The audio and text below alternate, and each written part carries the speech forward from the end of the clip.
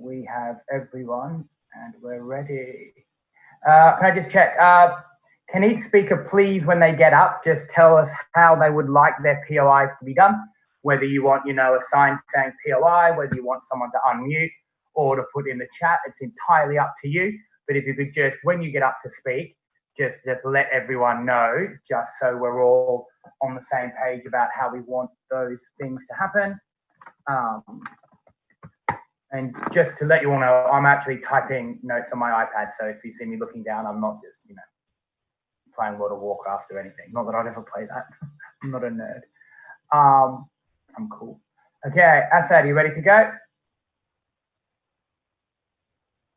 Okay, brilliant. We have judges, we have teams, we have coaches, we have a stopwatch.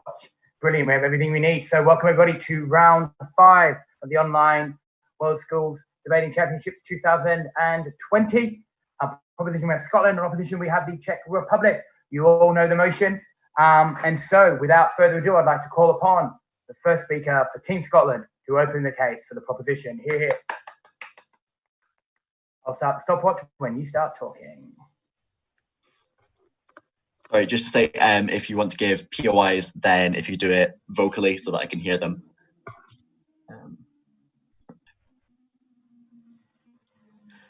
Today in London, you will find 22 empty homes for every homeless person. The private ownership of property has failed dismally. We already trust the state to own education, to own health and other vital needs. We think state ownership of something as vital as land ought to have been a natural extension to this. That is our stance on side proposition. A 3-part case from Team Scotland today. In my speech, 1, public land ownership would be invaluable in tackling inequality, and 2, why the motion makes the state far more able to enact large, beneficial infrastructure projects. In second, we will talk to you about why private land ownership presents a huge risk of financial crashes. But before I get into my substantive, a mechanism. So simply put, we prefer a world where a government was everybody's landlord in the same way that private landlords work right now. They would specify the purpose of all land, so some would be residential, some non-residential, some arable, etc.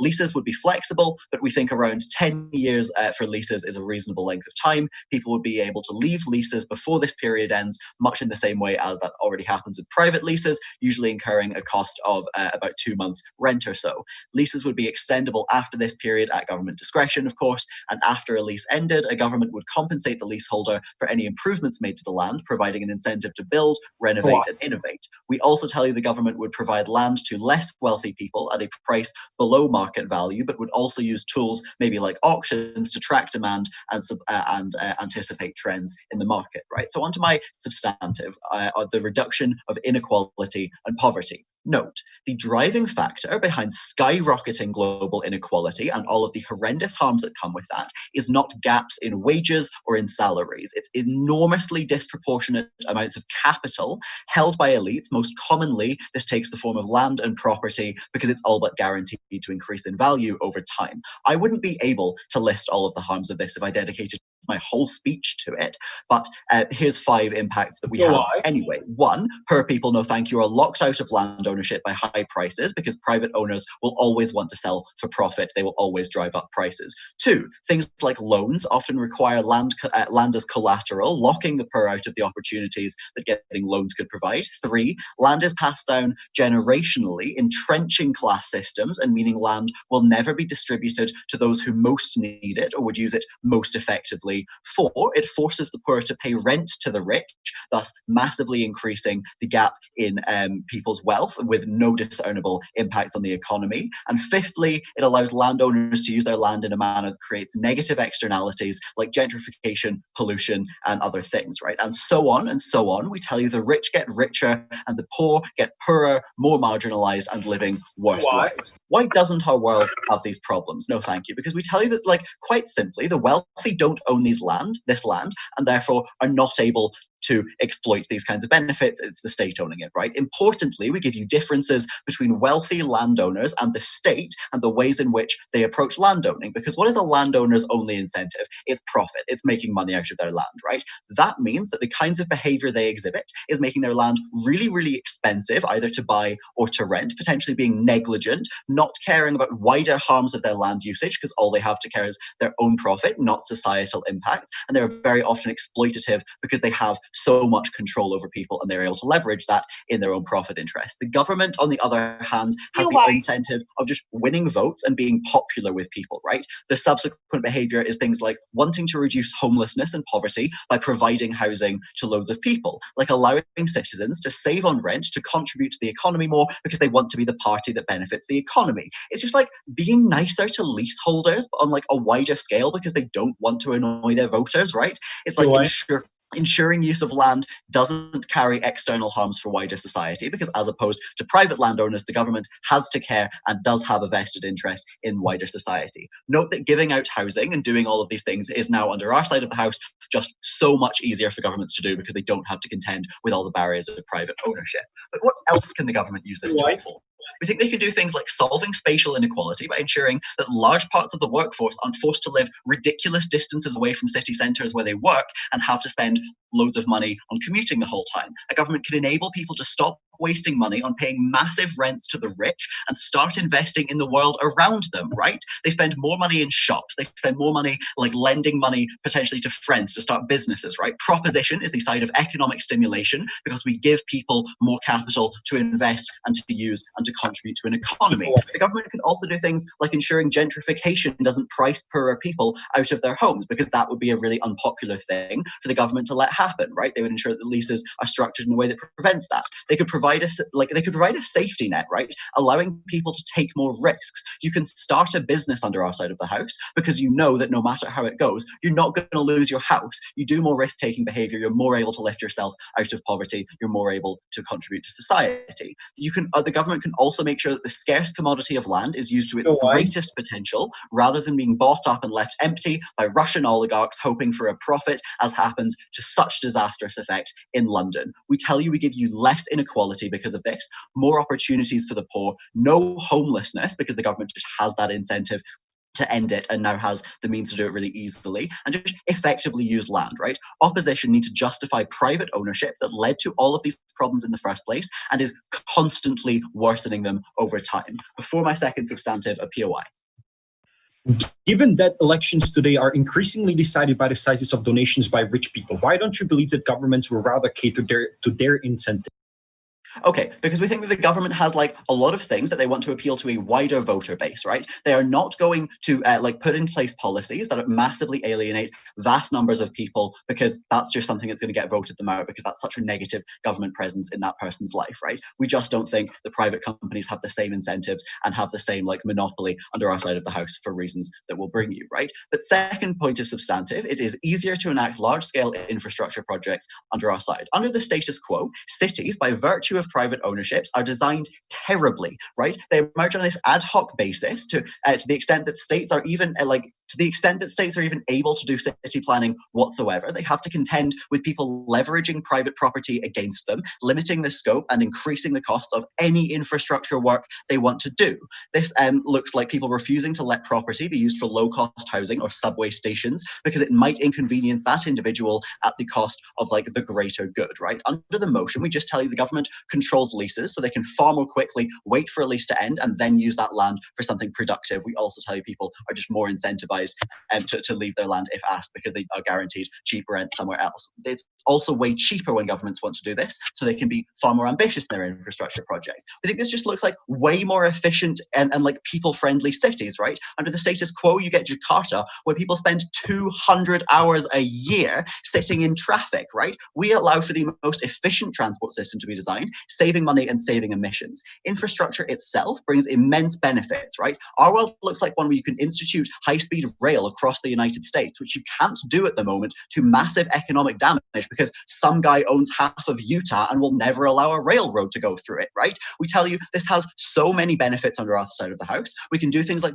renewable energy because we allow governments to make good practice part of their leases. We disincentivize individuals from abusing the environment around them because then their lease won't get renewed from a government that resents that. We just tell you that if you want to side with the team that logically extends existing state power, letting us eradicate homelessness, tackle global inequality, help the environment and invigorate economies, and so many other things, side with Team Scotland.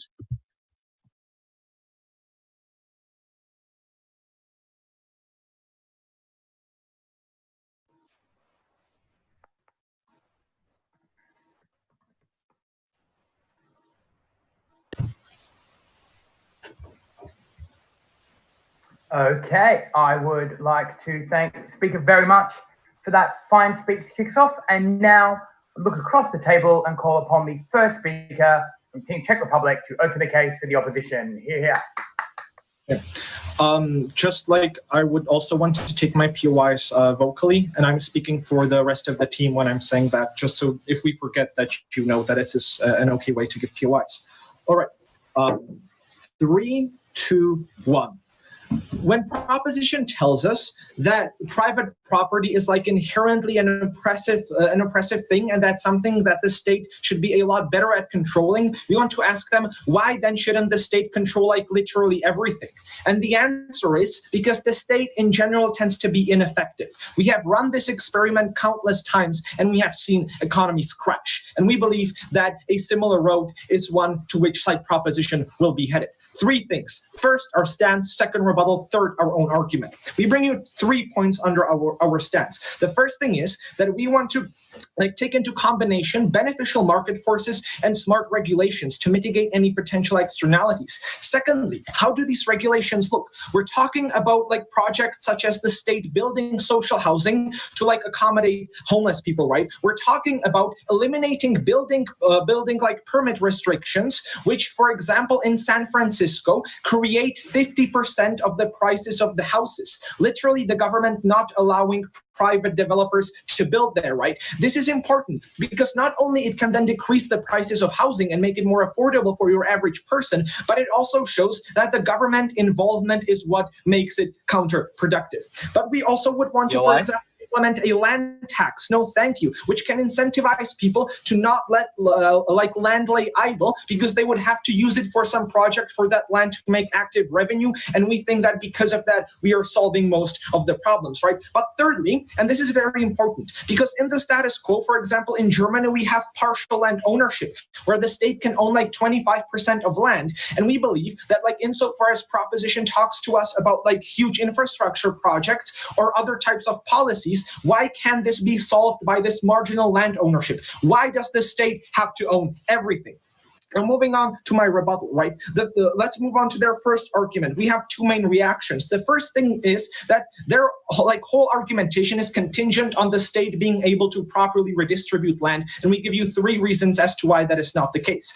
Firstly, because there is a plethora of factors such as lobbying, corruption, and nepotism. And note that since this is a This House Prefers motion, side proposition has a structurally higher incentive for major corporations or rich individuals to actively lobby the government because they can get so much more out of doing that, right? And we say that this is very important when they talk about proper redistribution. But secondly, we talk to you about the oppression of minorities, right? We say that, for example, in India, if you were to enact this policy, Muslims would be oppressed even more, right? But talk about your average black person in the United States, where already they are not getting credit, even if they have the same credit rating. We think that this would only increase the oppression. But thirdly, we say that the government cannot properly simulate the market mechanism, and because of that, before the government actually decides to whom it should lend the land, it will most probably take too long, and the land will lay idle, right?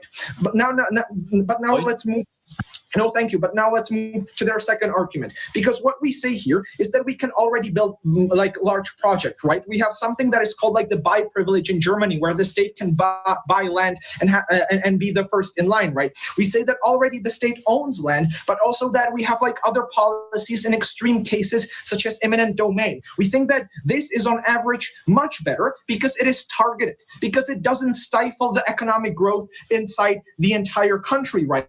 And when they talk about like the state building massive projects, the first thing that comes to mind are the bridges to nowhere in Hong Kong or the ghost towns in China.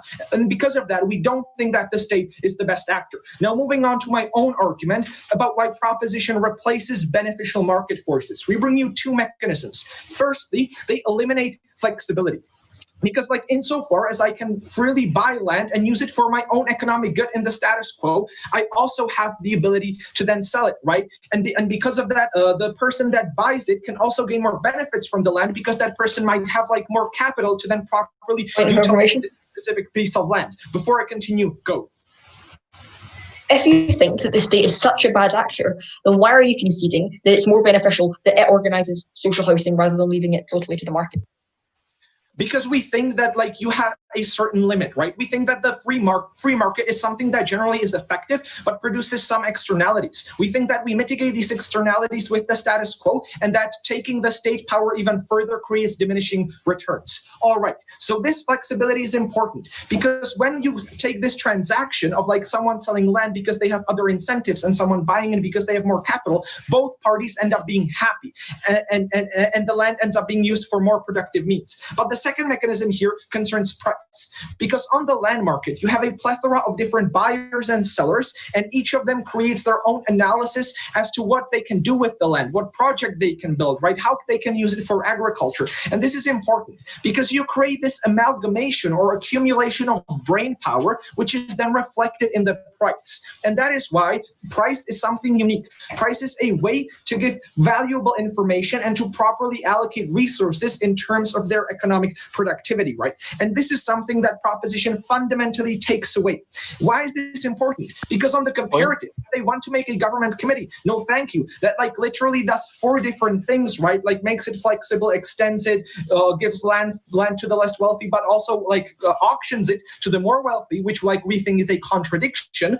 The government is not able to make such nuanced decisions because you have millions of different agents interacting on this market, creating this information. This leads to 3 distinct impacts.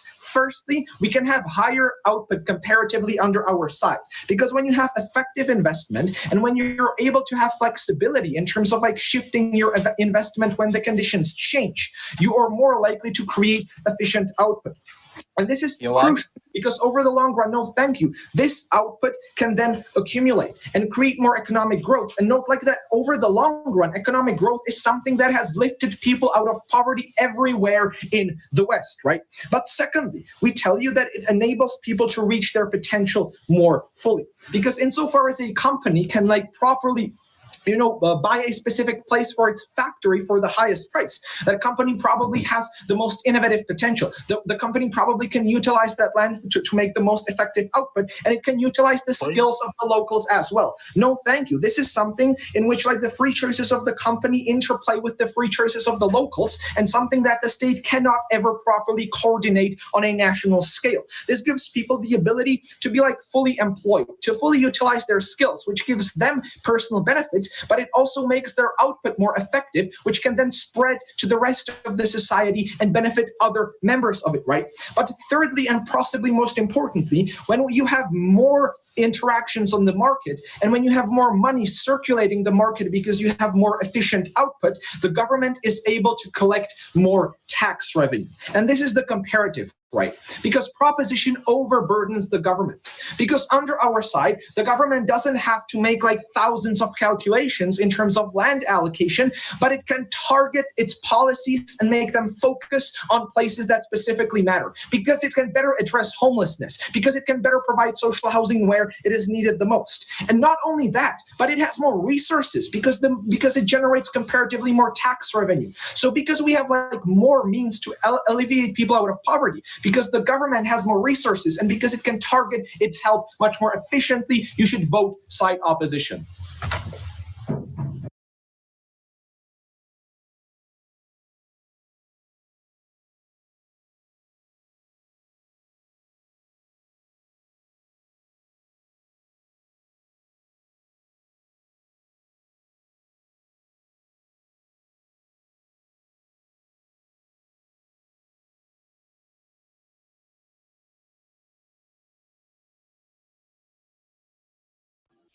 Okay, I would like to thank the speaker very much for that fine speech, and I would like to look back across the table and call upon the second speaker for Team Scotland to continue the proposition case. Here.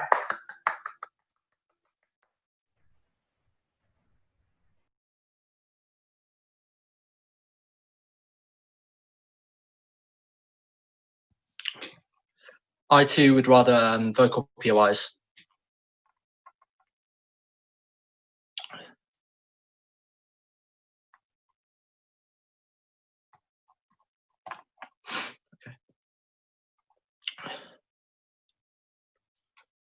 Okay.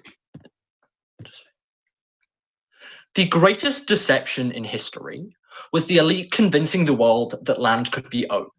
Scotland says that we are lost if we forget that the fruits of the world belong to all and the earth belongs to no one. One case today about how specifically we get far better complex economic forces under Team Scotland. But first, some rebuttal and reframing. So what did they, Lachlan gave you a case which was about how we get far better levels of equality in society, permeating through all levels of society under our motion. How did they respond to this? They told us instead, in response to Lachlan's infrastructure point, that there were bridges to nowhere. Yet this is where Team Czechia makes a fundamental strategic mistake. They misidentify the exact kind of government forward planning that Lachlan tells you is such a positive force for society, that eventually these will be bridges to somewhere, that eventually these ghost towns will be filled up with happy and fulfilled residents who are living better quality lives than these slums that opposition supports. This is when they concede this point, right? Note that they did not touch at all Lachlan's key analysis about how land should be like health, being administered for the public good, and how land is a vehicle for generational wealth, which massively harms the equality of society on the whole, right? Next, how is this different from the government controlling everything? Right, the distinction here is that in like more authoritarian states where the land owns where the state owns land, goods, and services and takes all profit from that, right? We think that individuals still might get to maintain profit from their enterprise. The profit incentive incentivizes innovation. We get both benefits. We think Team Czechia concedes here. Right, if someone owns like a farm under government land under our system, they still get to keep all of the profits from this. Like under what they mischaracterize our system as, they would have an incentive to underreport earnings. Whereas under our side, you're still responsible for yields. There is no incentive to like commit any of the actions which they suppose you do, and then you still have every reason to run your effective as efficiently and effectively as possible. We just create equal opportunity to run farms, right? Let's talk about the alternatives that they gave. We just don't buy this, right? Land taxes is simply not good enough to stop people from owning multiple properties given the asset price appreciation, right? And by suggesting 25% land ownership by government, they concede that the state is a far better landlord when it comes to 90% of people than private enterprise. Yet they give no other reasons as to why we should limit the access of government to owning land other than the free market is good in a response to Owen's excellent POI, or give specific reasons in my speech as to why this just isn't true, right?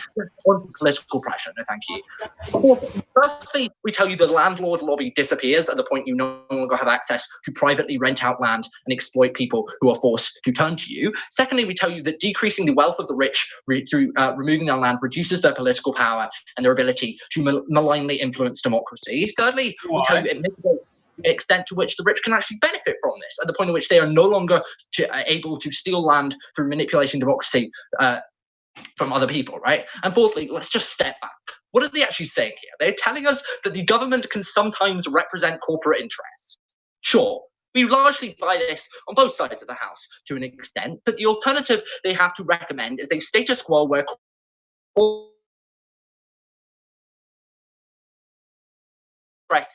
have already succeeded, at least mutually exclusive, right?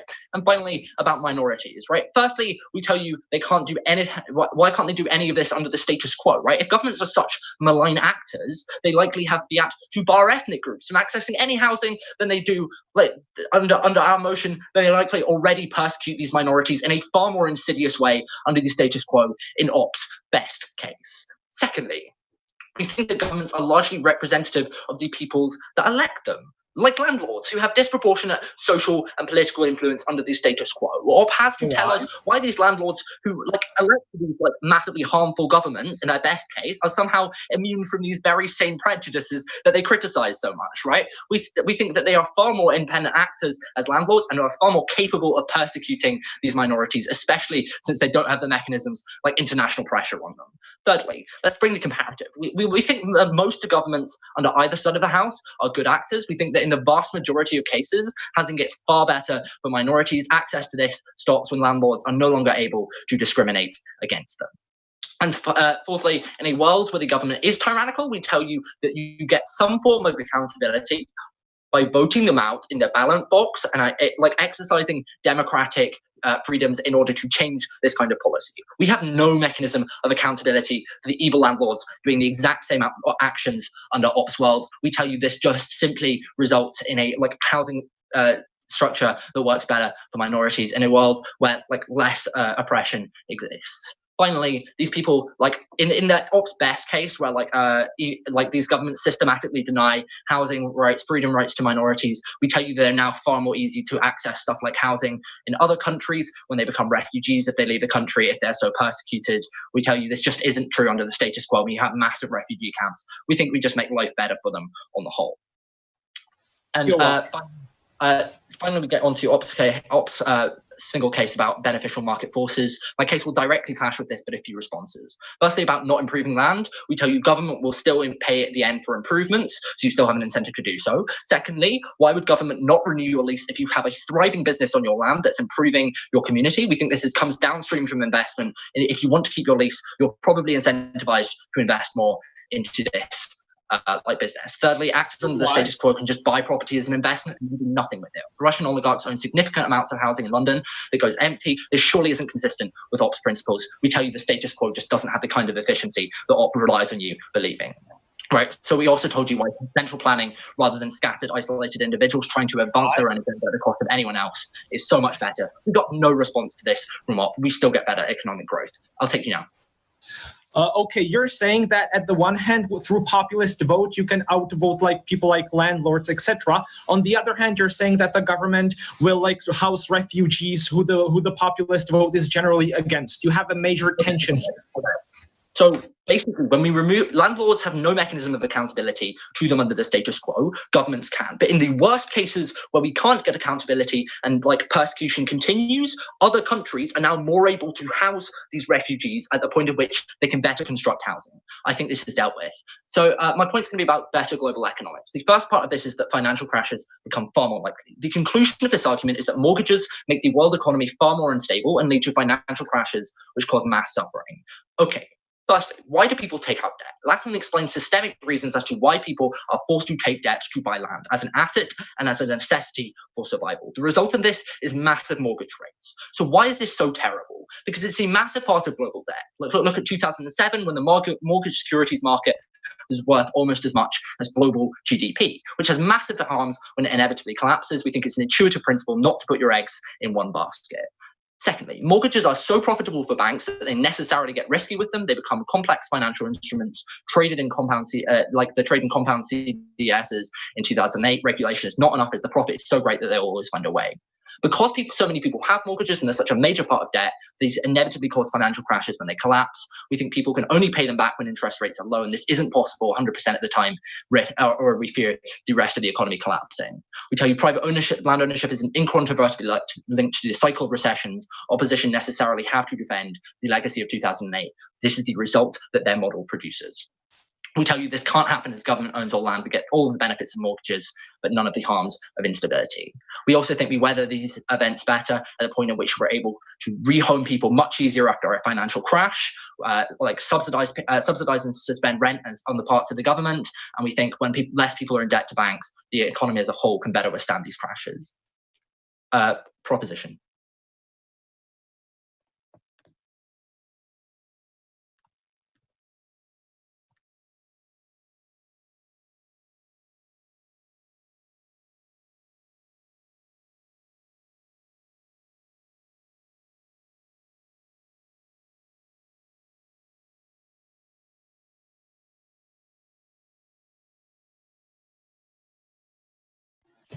Okay, I would like to thank the speaker very much for that fine speech. And now I'd like to look back across the table to welcome the second speaker for Team Czech Republic to continue the case for the opposition. Here. Okay, can you hear me and can you see me? Do both. Awesome.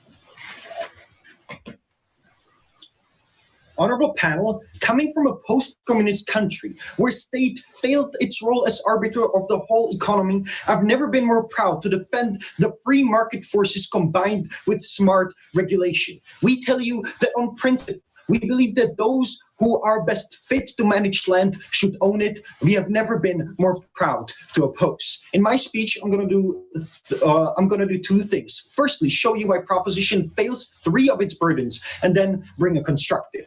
Towards the first burden then, where we believe that proposition failed to show why our system of the status quo is worth changing, because they first contend that there are bad incentives with the landlords, but they're not being comparative here. We tell you that if they bring you the incentive structure that they want to build, that they want to rent a lot and extract a lot of money, we believe that by extension they probably have an incentive to build a lot of houses so they can then extract a lot of this rent. We believe that competition is the core principle here because it creates the race to the bottom and depresses the prices. Proposition never reacted to this point. Second, why is our system good? Because it creates good allocative decisions. And we believe that the lack of sophistication in the reaction brought by the second speaker of proposition Point of information. and loses them the debate. No, thank you. Because when we tell them through a nuanced analysis that we need the price, that we need to know the price, that it is a crucial indicator of commitment and confidence in the innovation of one's project, they just say, oh, government can do that as well, and eventually these bridges will lead to somewhere. That is not comparative. We tell you that there are structural reasons for why government is very likely to make bad allocative decisions and in the end cost a lot of money to the whole economy, because a lot of this economy depends on the right allocation on land. The nuance here is that whereas on side of proposition you have millions of individual minds deciding what the right price is and what the good project is, on a proposition you only get like this random committee of officials who have never seen the plot of land that they're supposed to assign and decide on, and Point of information does not depend on the success of this project. And lastly here they tell us that, oh, but there will be a tragedy of commons in the status quo. We tell you no, on the opposite. If proposition tells us that the government would buy out the projects that were built on the land, we believe that that necessarily creates an incentive for me as an owner to abuse the land, because I know that the government will then buy it out from me. Therefore, there's more tragedy of commons on their side of the house. Crucially then, the comparative here is that we can get and generate more money. We can generate more money for the individual, which means that overall we get less homeless people than proposition would. Point of information. Also, if they don't think you want to talk about externalities of the market, we tell you that we can cover for them because everyone is richer. On the state level here, we tell you that state can have more taxes, so it can focus on doing the things it does best, but that it can also, again, solve these externalities. We never hear a reaction why that is bad. Essentially here, we ask proposition and challenge them to tell us, if state is so good, why not let it run the entire economy? We tell you we have tried it, and it has failed every single time. We want to hear why land is unique. We have not heard it thus far. Second reason that proposition fails is why status quo is beyond repair by current policies that we already see in status quo. And they hung their case on 3 premises that they will solve. Firstly, that they will make land more available to the government. Here we bring a nuanced analysis how we already have measures like eminence domain, privilege of first buy, and that already the state owns vast amounts of this land. We never hear a reaction. They drop it in their second speech. Go ahead. I'll take the POI. Okay, the private sector is so keen to solve society's ills. Why does it build so many expensive houses empty rather than social housing under the status quo? Okay, Thank you. I was just getting to it because that is the second point. They hung their case on the premise that they will build more social housing. We tell you that the reason why we cannot build social housing or we cannot build any houses in San Francisco is because there is suffocating regulation, which creates shadow tax, which accounts for 50% of the property price in the city. We tell you that the problem is too much reaction, not too little. And secondly, here we tell you that if the state is so good and it has an incentive to cater to all these voters, then why is it not building social housing in the status quo? We demand a reaction. And lastly here, they still keep coming back with this premise that, the land is lying idle because of speculators and Russian oligarchs. We tell you that we have land tax. We can tax it out heavily and make it very, very unprofitable.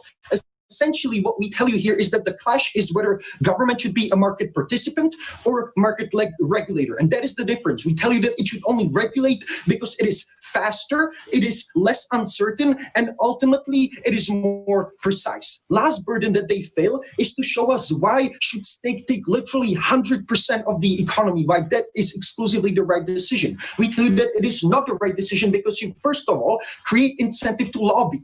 Because now investors have an incentive to account for all this uncertainty that is created because proposition has still not specified specific criterion on which they would hand out this land. They say, oh, it would be some randomly elected governments, or oh, it would be for social good, or oh, it would be for the market. We still don't know. And this uncertainty creates incentive in investors to lobby the government and make it less effective. But also it shows you that this lack of bringing out specific conditions that the government would set, that they hung their case on the premise that they believe like these all populist government would just solve it. And we tell you that this has an immense motivation to harm the most vulnerable minorities. Because if you elect populistic governments of xenophobes, they will not build they will not build refugee camps. They will instead not extend the lease to a black person in Alabama. Overall, we tell you that governments are bad. We need to support private ownership. And the reason, and the additional reason that I'm going to show to you here is because of private ownership and how it is crucial for development. This is my split extension. Because we tell you that certainty is unique to ownership and gives me unique motivation because I know that I will reap the fruit of my labor. Essentially, because proposition increases the risk because I do not know whether the populist government will extend my lease, I am very likely to feel this uncertainty. I am likely to be impacted by it because when investing, I'm asked to make huge commitments, like, buying the land, like taking a loan, like building the factory. We tell you that what this will do is that it will essentially dissuade many investors from investing in the first place. It will be the most responsible investors. Therefore, the opportunity cost on proposition is that even if we assume that their governments are cool at choosing who the right investor should be, they do not have a good pool of deciding or pool from which they can pull these investors. But even those who would invest have an incentive to abuse it and have short-term incentives. In agriculture, they have an incentive to overexploit the soil and plant cash crops instead of cover crops because they do not know if they will get a lease extension. They will take less care for the environment. They will not build long-term projects which return only after long-term because they do not know if it will pay off. But this also happens in construction because in China, where the similar model like proposition proposes already exists, the incentive creates the incentive to build houses which are of low quality and which no one repairs. Overall, we tell you that the only way to unlock our productive capacity is through free market and is through smart regulation, which is why you oppose.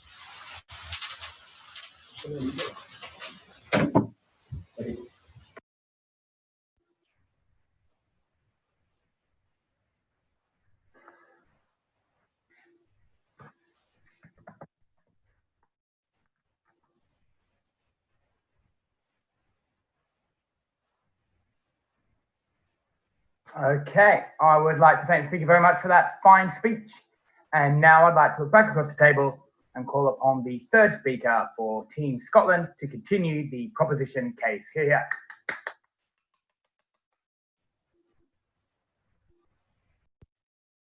If you say when you have a point of information, that would be great. Thank you.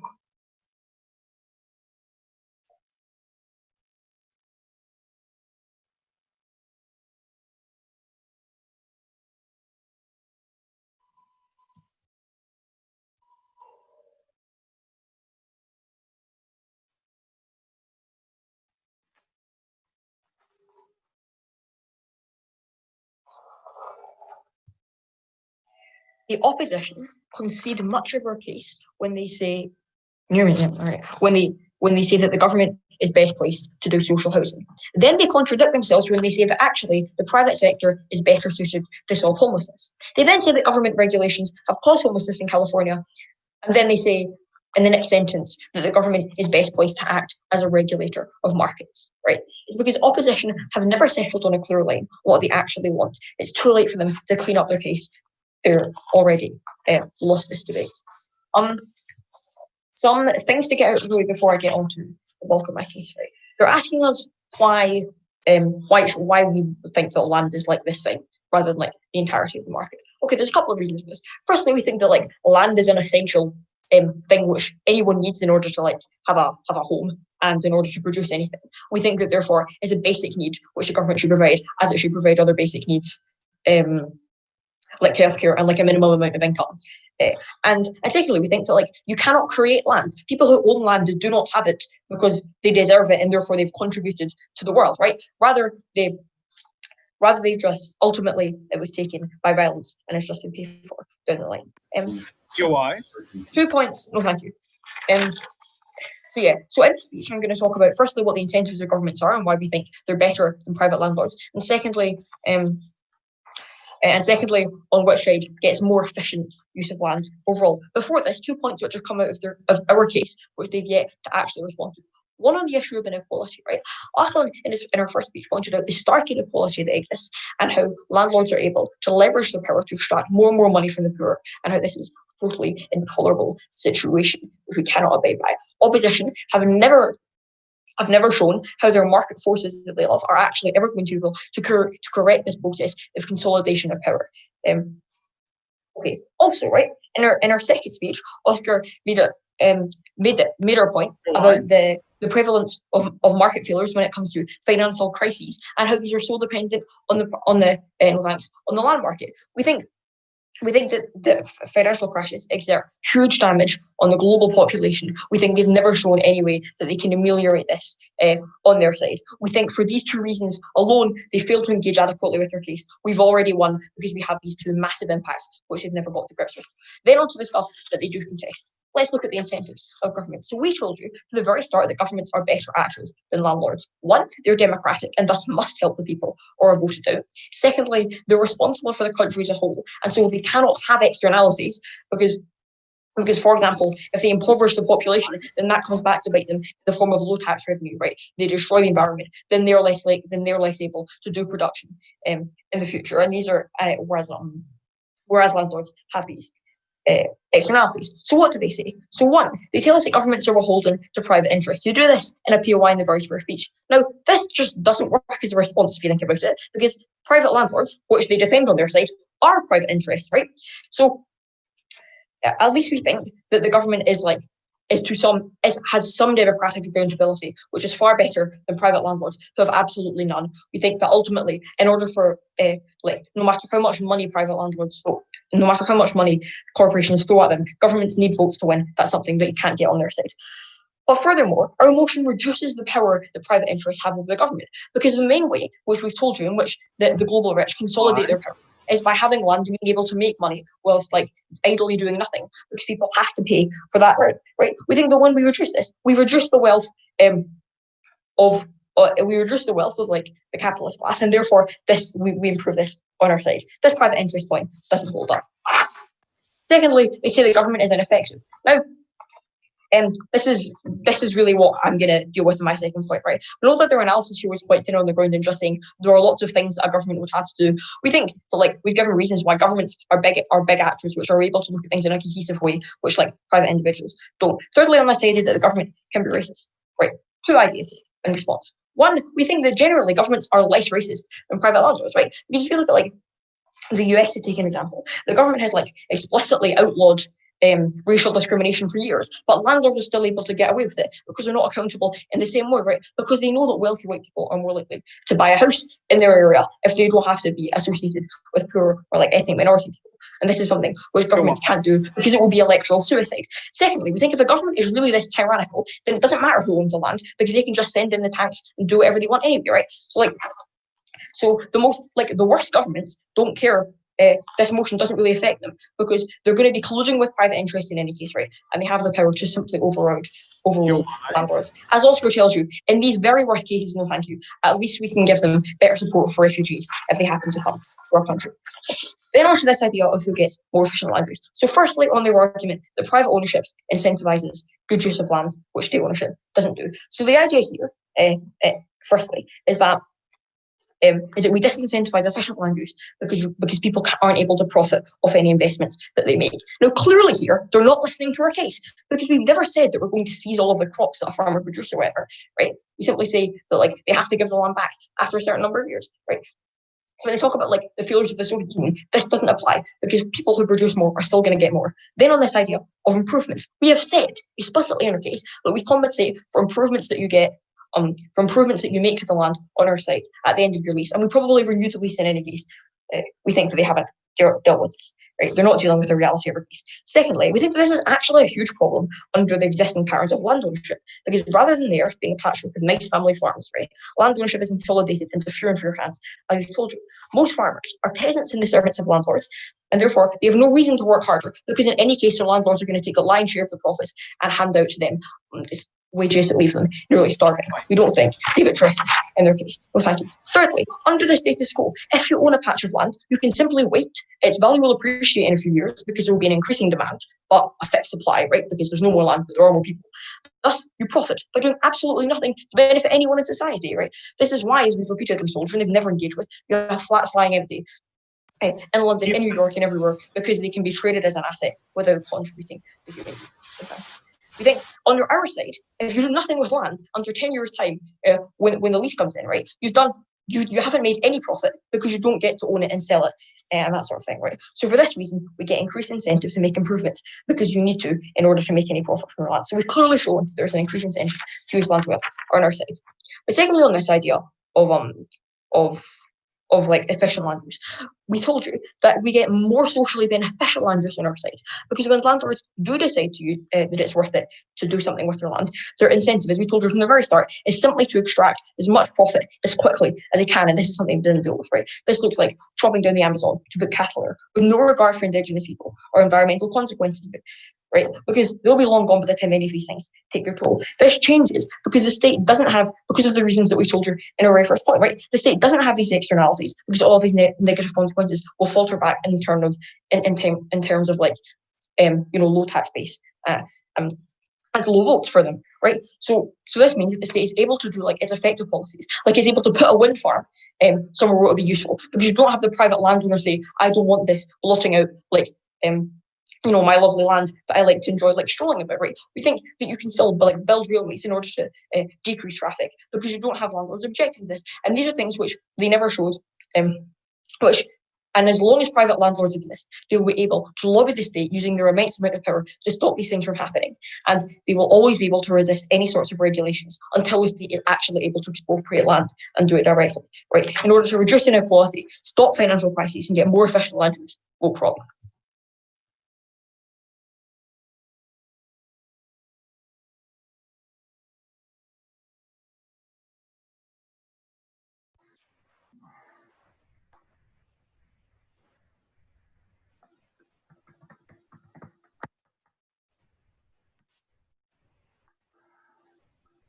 Okay, I'd like to thank the speaker very much for that fine speech. And now, back across the table and call upon the third speaker for Team Czech Republic to continue the case for the opposition. Here.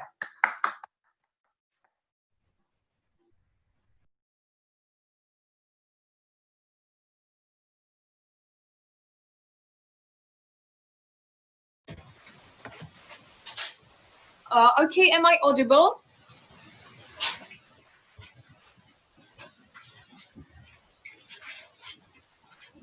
Only the lack of reactions coming from side of proposition should lose them today's debate. When we come and say and explain to you how effective allocation of resources we can have thanks to private ownership that we have, and they literally give us no reaction whatsoever, just a side of that private ownership is not for everybody. We believe that this is enough for you because we have still a lot of constructive staying in today's debate. What I'm going to do in my speech are two things. First, I'm going to talk about our unique mechanism that cannot cannot be achieved under the side of proposition. And secondly, I will compare you the two worlds under the criteria of which side is more likely to achieve development. I will go around investments and also the economic development as a whole. But before that, let's take a look at the strategic mistakes made by side of proposition. Here, aside of the lack of reactions I've already mentioned, they failed to fulfill their burdens of proof that they had in today's debate. Twofold. First, we asked them throughout their speeches why exclusively land is the one that needs to be governed by the state. We asked them when we take them at their highest ground and say that the state is the best actor and the most effective one to lead the economy. Why don't we have the planet economy? They have never really engaged with this question. We think enough of reason for you to vote us. But secondly, we also asked them why it is necessary for the state to own entire land. And we gave you 3 mechanisms of how the state is currently operating with the land and how this is enough. They have never really responded to anything of this, just like saying that we need something more, but never really explained the necessity and why the status quo is not enough with the regulations that we want to impose. So the first question here, what are the unique mechanisms that we have under our side of the house? 2 major. First, we have targeted policies. So what we're talking about, it essentially means that when the side of proposition wants to own the whole land, basically control all the economy, we believe that it is not necessary, and that if there are some negative externalities produced by market, we are able to regulate this by the targeted policies, by the targeted regulations, such as the land tax, or such as just deregulating the building permits, as we have seen in San Francisco. They have never really engaged with these examples, and our only way of arguing was this example coming from London. We believe that with regulations we could even repair it in London. They have never proved us the necessity for why we need this worldwide. But second uniqueness here is that we have proven to you that under our side of the house, we are much more likely to achieve rational decisions based on reliable price information. They have never reacted upon this price mechanism that is created by this private ownership, by the transactions that are in the economy that are happening every day, because they are stopping those transactions from happening. They're also actively stopping and destroying this price mechanism whatsoever. So we believe that because of these 2 unique things we have under our side of the house, we are much more better in managing the economy and in managing the development as a whole. So now moving on to the final question of today's debate on which side is more likely to achieve the development. So first point here, I'm going to compare you the incentives for short-term or long-term investments. This is something that we included in our split argument in our second speech. They have never reacted on, so I'm going to quickly repeat and highlight what was the most important for you. So what we told you essentially is that this factor of certainty is something that we should never ever get rid of, because this is something according to which the investors make their decisions, because they have to take into consideration the risks and then therefore afterwards make the decision. For example, we can picture this on the example from Ethiopia. When in Ethiopia the private ownership was introduced, the productivity raised by 40%. We believe that the private ownership itself creates the certainty that we need for sustainable development, for long-term investments that we want to have in our economy and on the market. So what are the areas we have discussed? First area, agriculture. We believe this is crucial, because when you overexploit the land under the side of proposition, as you actively create those short-term incentives because you know that your lease will run out and you won't invest in the long run, we believe that the agriculture will suffer from long run. And therefore, if they want to cater to the most vulnerable groups of society, being the poor individuals, these are the most likely to suffer from not having enough food coming from agriculture. But secondly, we were talking about environment as a whole, as those investors are much more likely to create pollutions because they don't really care about the land, because they can be, the only thing that can be certain about is the fact that the land will come back to state. Therefore, because they lose this incentive coming from ownership to care about the land for themselves, also for their, for example, future investments or future generations, we believe that the loss of this incentive is something was loses the side of proposition today's debate. But finally, we were talking about the sustainable housing. Again, again, lack of reaction by side of proposition. We brought you the example of China and Hong Kong in a second, where we explain to you how they're rather creating incentives for building ghost towns or bridges that are leading essentially to nowhere. Therefore, again, inefficient allocation of resources. Before I move on, yes. Why do I no longer have an incentive to effectively and efficiently make profit from my business at the point at which the land I am leasing is not mine? Look, you still have the profit incentive. The point is that it is limited for the time of your lease. So if you have leased for 10 years, you don't have incentive to invest, for example, into irrigation channels when you know that this money invested into those channels would come back, let's say, in 20 years. Therefore, you rather choose more short-term investment, or you choose more exploitative way of gaining profit. So now let's take a look at the house and back. So first, the examples from China and Hong Kong, no reaction. But we also told you here that we can provide social housing for the people that needs it. And we believe that we can be very effective in this, even if when you take into consideration the fact that we're more likely to achieve this economic development and also collect more taxes on the revenue. So we have more resources for helping those people that are in need of it. But also we were talking about minorities here. And then here we essentially told you that the government don't have like that much of incentive to care about minorities as such under their side of the house, because they want to cater to their voters base. And also finally, when they were talking about like this mortgage things, we think that the problem is that they will not be the incentives to build the high quality houses in the first place. So they're really undermining the thing about social housing for the poor individuals. But finally, let's take a look at the economic development from twofold. We told you that the allocation of resources is likely to be ineffective. Firstly, when you have the non-functional government, here they never explain to us how they're going to manage this in developing countries. But secondly, we told you that there are structural incentives for lobbying and corruption, because those investors want to gain a certainty, at least up to a certain point, so that they know that they can do the investment. So these governments are likely to be corrupt, and therefore the investments or this whole system is likely to fall down. But finally, we are talking about the populists, because here again, lack of engagement by side of proposition. When we explain to you that those will rather cater to the majority and ignore the minorities, not solving any oppression that is happening in the status quo. Even if the side of proposition would have functional government, they still have the worst decision because of the ineffective allocation of resources under their side of the house. For all those reasons, very proud to oppose.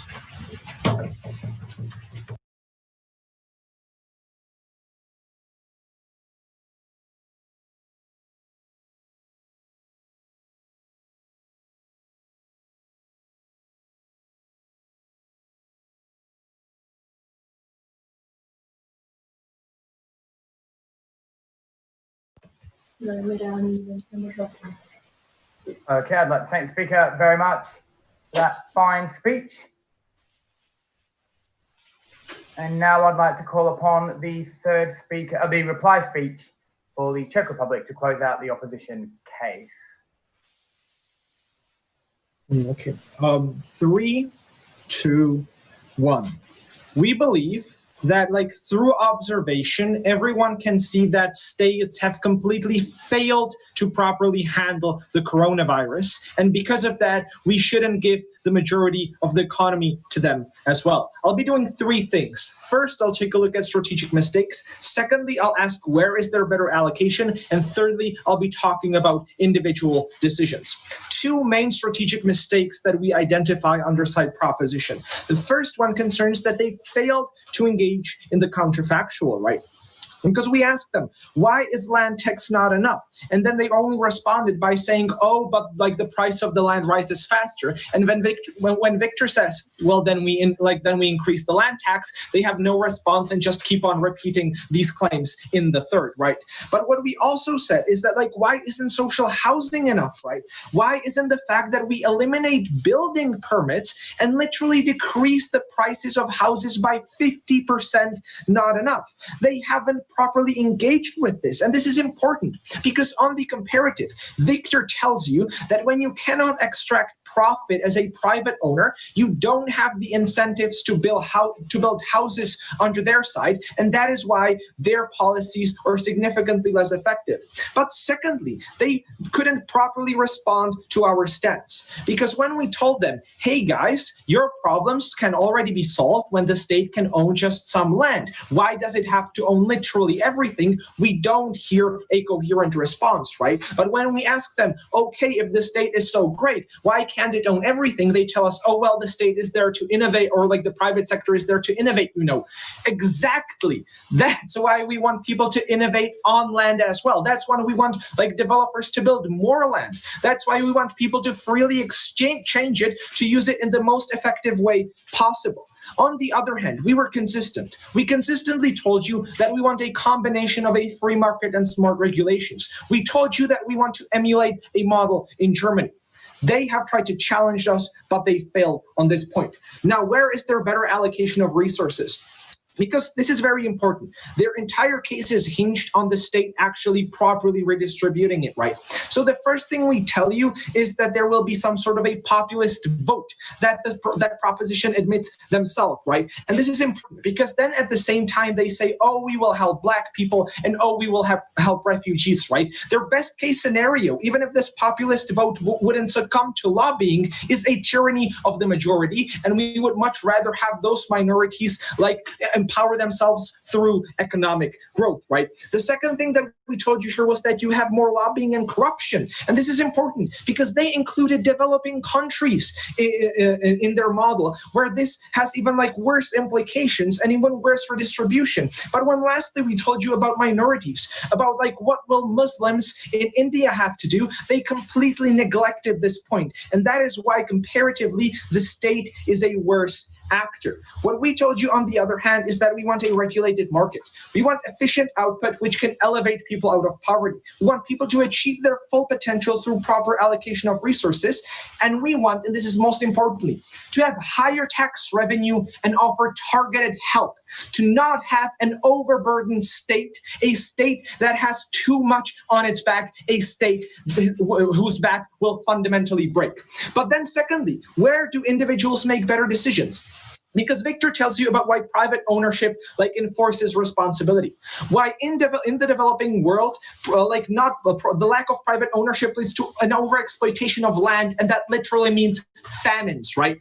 Why like houses in China fall apart after 50 years, and why they bring bridges to nowhere. Note like how little they have actually done to respond to that. Because we have more money, more targeted help, and more economic growth. You should vote side opposition.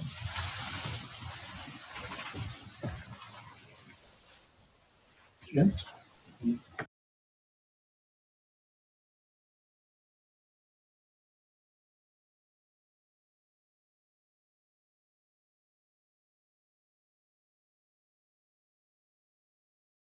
Cadlock, thanks. Thank you very much for that fine speech. And now I'd like to call upon the proposition reply to close out the case for Team Scotland and the debate as a whole. Hear, hear.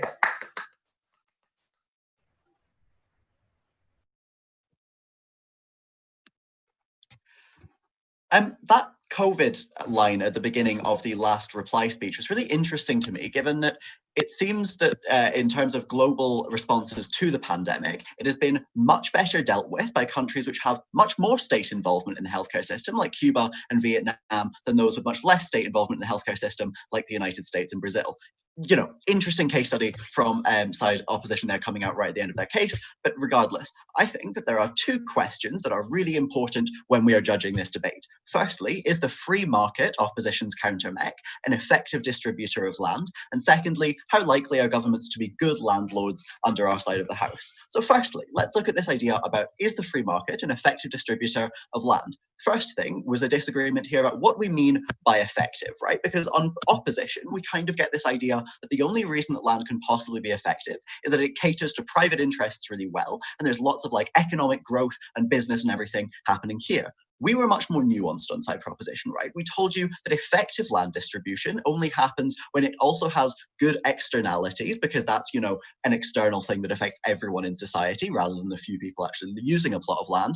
And secondly, provision for the impoverished, again, a really, really important thing when we're talking about our reduction of homelessness, right? We cared much more about those, but Scotland was also so much more convincing on the Czech Republic's own metric because of substantive that we brought to you in both of our first two speeches. More on that in a second. So, right, what was opposition's metric for distribution? We are told that there is this price mechanism where landlords have so much more information because they're so much more interested, and that leads to this really efficient, cost-effective industry. Okay, where did we show a fault of information on behalf of landlords? We think we showed this the second we told you about the fact that landlords just don't have access to all of the information wider on a more societal level about what's going on in terms of trends, about what's going on in terms of like, you know, social housing and provision and all that kind of thing. At that point, we just don't think they're that effective an actor in that case. But thirdly, why was our analysis more likely and more impactful when we're talking about effectiveness? Because we told you really, really impactful things about externalities, right? We gave you this very clear distinction about the fact that governments need to cater to voters. They need to cater to the interests of wider society, whereas landlords only need to cater to themselves.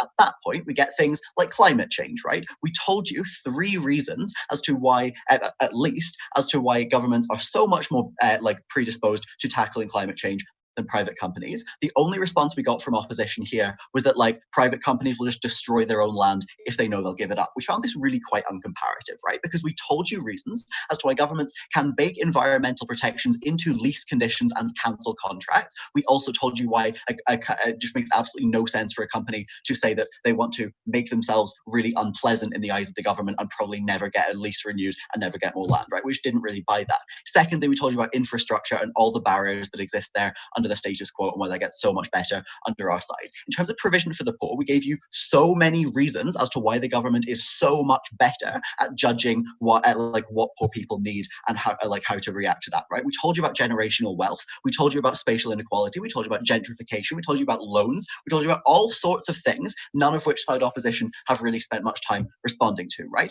But then let's look at their own metric about holistic economic development, because we still don't have much response to when we tell you that when the state decreases rent, it gives more money to people to actually spend rather than giving that money to landlords who just hoard it, right? Then we told you that the economic crisis can literally only happen with housing bubbles, right? It is a necessary condition to wreck the global economy. We also told you about why infrastructure is such a wasted potential under their side of the house, and why it's just so much better under our side when the government has more control of infrastructure, because that is vital to running any economy, right? At this point, we showed that any private ownership of land is at best a missed opportunity and at worst an active harm. That is why we are justified in telling you that we need to make all land public. It was because we told you this, and it was because we told you all these things about governments just being so much better faith actors than private companies, and it was because we never got reasons as to why a private individual actually cares about the greater good that Scotland won this debate.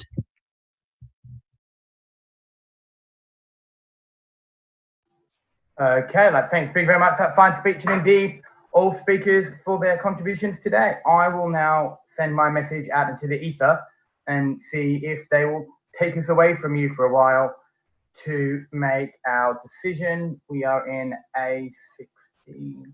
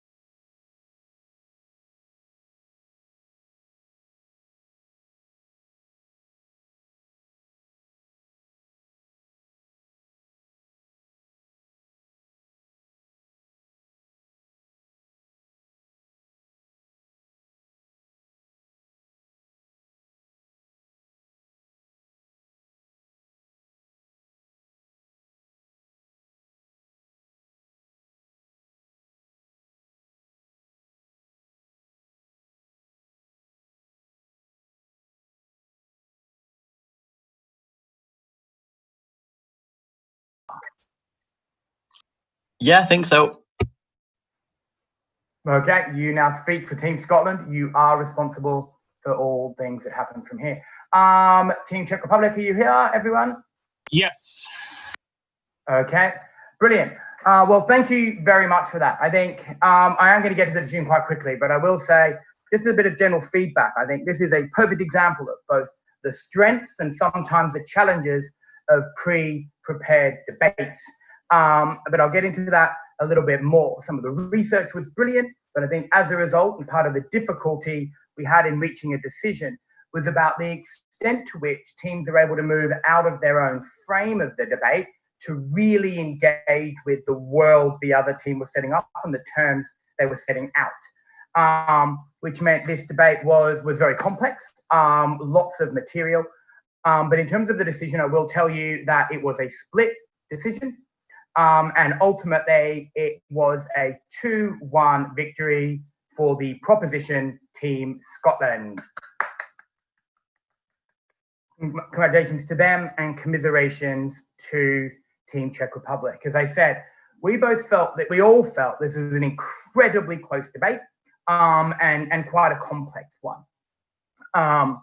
So trying to break this down in terms of both the split and the rationale, we broadly saw 3 broad areas of clash come out in the debate. The first was who is best placed to allocate land. Secondly, who will ensure the use of that land is better.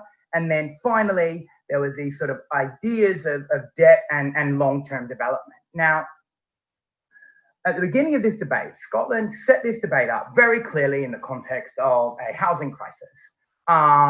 Land is not making its way into the hands of the homeless, of the poor. It is therefore getting into a cycle in which the poor can never escape, the rich get richer, and land is not being used well enough. They gave us this very basic model, but I think perfectly acceptable model, distribution based essentially on need. Governments charge rent and a short-term lease model. We felt the first prop was able to show quite well how this would actually result in more people ultimately, quite simply, getting access to land, getting access to home.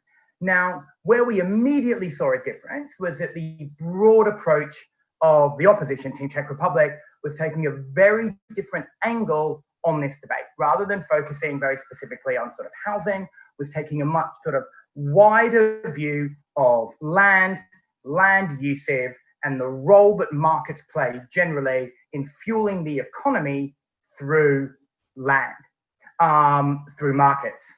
So how do we decide what happened here? We felt there were a number of different things that came out of this broad issue. So we had the issue of the influence of lobbying. We have issues of who is going to look after minority interests, etc.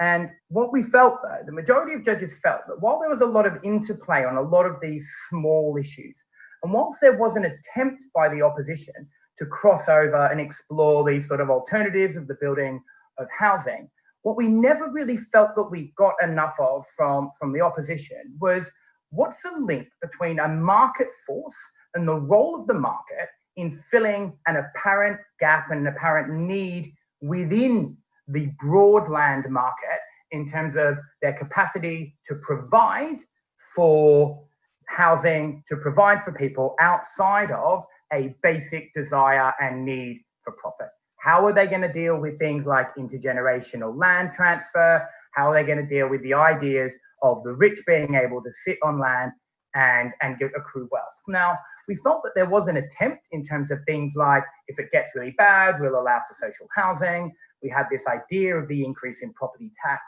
But what we felt was not, and what we needed more of from the opposition was what the links were between not just how are we going to plug a gap in a market where there's a problem with it, but also how broadly is the market, this great actor you're asserting was going to build the economy, going to be able to provide in a context where demonstrably both teams seem to accept that this gap currently existed. And while we also felt there was some power that prop were able to exert by sort of going, hold on, if the market is so great, if private interest is so good, if the government is such a bad actor, falling back and relying on it to plug all the gaps in your market undermines some of the very strengths of the power of things like profit motive to fill in the gaps that have become apparent. Now, that being said, we do think this was an incredibly close issue. All judges agreed on that. And that was in part because we felt on proposition, a lot of the best material that came out on this came out relatively early.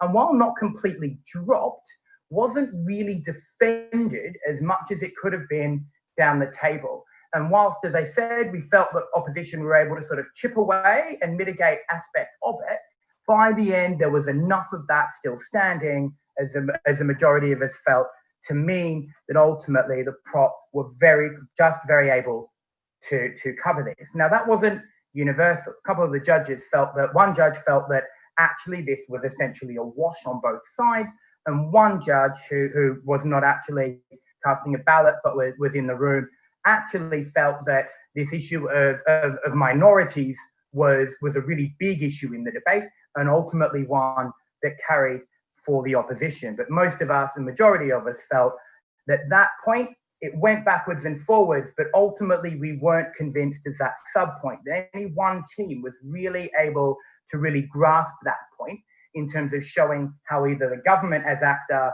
or the market as actor was demonstrably better or worse than the other. We think both teams made brief attempts at it, but neither team was able to carry that. Because as I said, one judge felt that was relatively decisive in that overall issue of allocation of land. In terms of the second broad issue of who will use the land in the best manner. Now, this is where we felt there was the majority of it, in fact, all of us pretty much felt that this is where the least crossover really, really happened in this debate. And we think that actually there could have been more from both teams in terms of the comparative of the framing, because we had a proposition who was talking about long-term planning and that being really, really essential, and an op talking about how we want to maximize profit and that that's the best way to work things. But ultimately, whilst one judge did feel that the opposition was able to better show the extent of private interests, willingness and requirement to have certainty and to want to invest in own land in order to develop, the majority of us felt that actually the proposition were able to show that their scheme would be able to ultimately balance the needs in terms of allowing enough incentive for long-term development of this land, long-term development through renewal of leases, the ability to still contain the crops, and all of those things that you get by exploiting the land, but also being able to show they would be able to avoid the worst excesses of a market that like to do things like sit on the land and simply wait till it accrues value, and thereby squeezing out other actors who would be able to use that land more effectively. And then there was this final issue of debt and long-term development. Now, this is where, when I pointed out the strengths and sometimes challenges of this format, we felt that on both sides, while this argument firstly about the housing bubble and the long-term crash, and then secondly about long-term development, reallocation of resources into the economy, both teams left these ideas quite late, and thus they weren't really able to be super decisive in the debate. Now, the measure of their decisiveness did come, was sort of an issue of some contention. But what we all agreed was both of these ideas were somewhat abstract in their construction, and actually bringing those down to earth a little bit more, making those ideas feel a bit more real and grounded in a context where we're talking about very real and very apparent issues, would have really benefited either team in terms of showing the consequences of either one of the perceptions of those two ideas actually coming to bear. So as I said, for the majority of us, that was a bit of a wash. One judge felt it was relatively decisive and had been won by the proposition, but ultimately felt that as a whole, the debate had still gone to op, whereas the majority of us who went for proposition didn't really feel that this point was allowed to have the kind of impact to sway based on the sort of the power of those first two broader areas we felt was more decisive. So that's it for the decision. I hope